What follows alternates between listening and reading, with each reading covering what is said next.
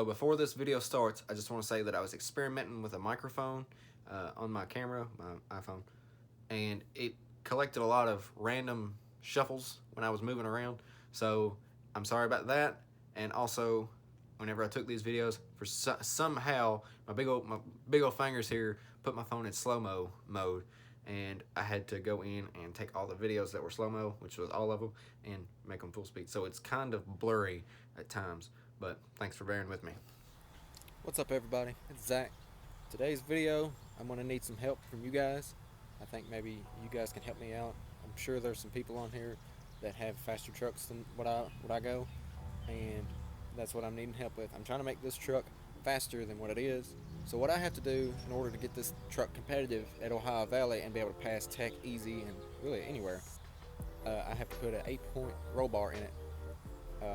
I'm not real fluent with roll cages, so what I'm wanting to do is door bars that go from here down to the outriggers on the frame, the bar that goes right there, the bar that goes over, and the bars that come through the glass to the bed, the frame. Remove this back glass, so that'll shave a little bit of weight, and put lexan or something in, and I'd like to get it tinted. If you guys have any links to any pre-bent roll cages or roll bars, I don't want to spend a bunch of money, but I want to be safe.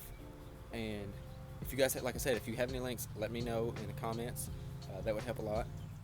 I'm also going to be installing some Kirkey seats and some seat mounts. So if you guys know of any mounts for a 2nd gen S10 like this, it's a 96 model that puts the seat in the factory like height, let me know in the comments as well on that. And I'm trying to drop a little bit of weight. I'm trying to be a little bit less than what it is now with the cage or with the roll bar and all the other stuff that I'm doing to it.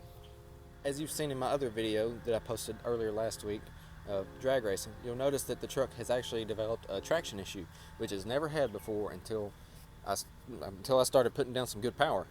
Whenever I launch, it bounces down for the initial hit.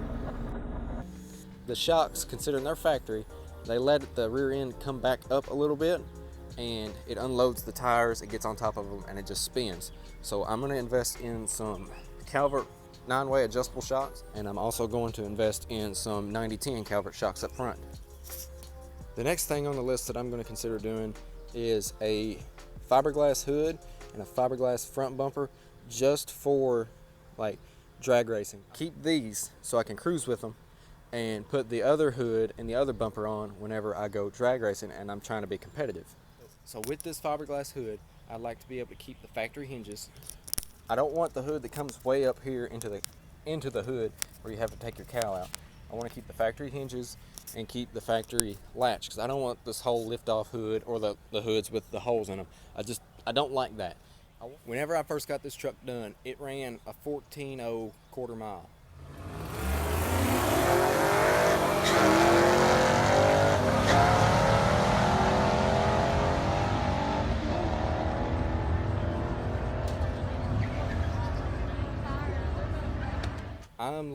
I'm knocking on the door of 10s right now. It went 7.0 in the 8th with the 150 shot, and that's rough spinning, and that's roughly an 11.0.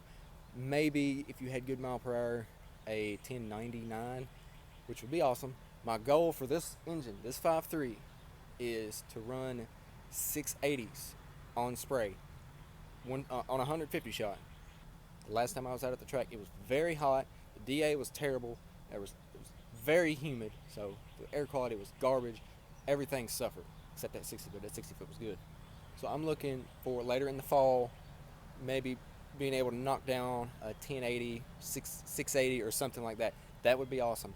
And then, you know, you get that fast, you definitely have to up your safety, which is what I need to do. I made a video on how to LS swap your S10. It's a pretty popular video. Go check it out if you want LS swap your S10. I'll leave the link here.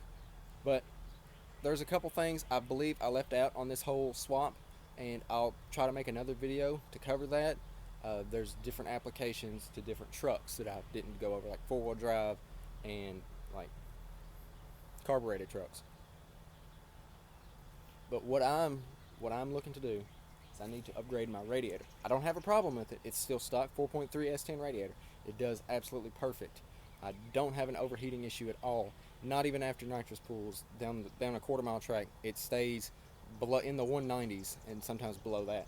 But I want to be on the safe side and upgrade to a larger radiator. So let me know what kind of radiators you guys know of that are really good. And something else that's been on my mind a little bit here the past couple weeks, hold on, is my nitrous system. My nitrous system gets its fuel supply from the rail. I'm sorry it's dark, but I don't have any lights out here. It gets its fuel supply from the rail. It goes over to the solenoid. From the solenoid, it goes to the line, up through here, around, and to the plate. I'm wanting to first off do away with the inner fender wells.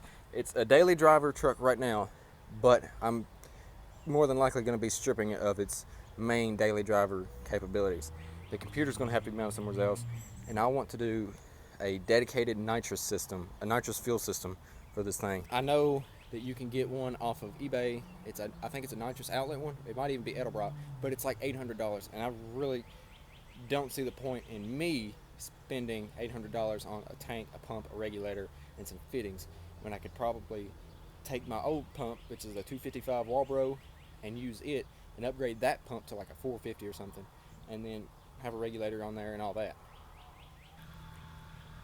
I don't really have a whole lot left to say, but I'm just going to end it here. Thank you guys for watching. Make sure you click thumbs up, subscribe, turn the bell on, and share this video, and we'll see it.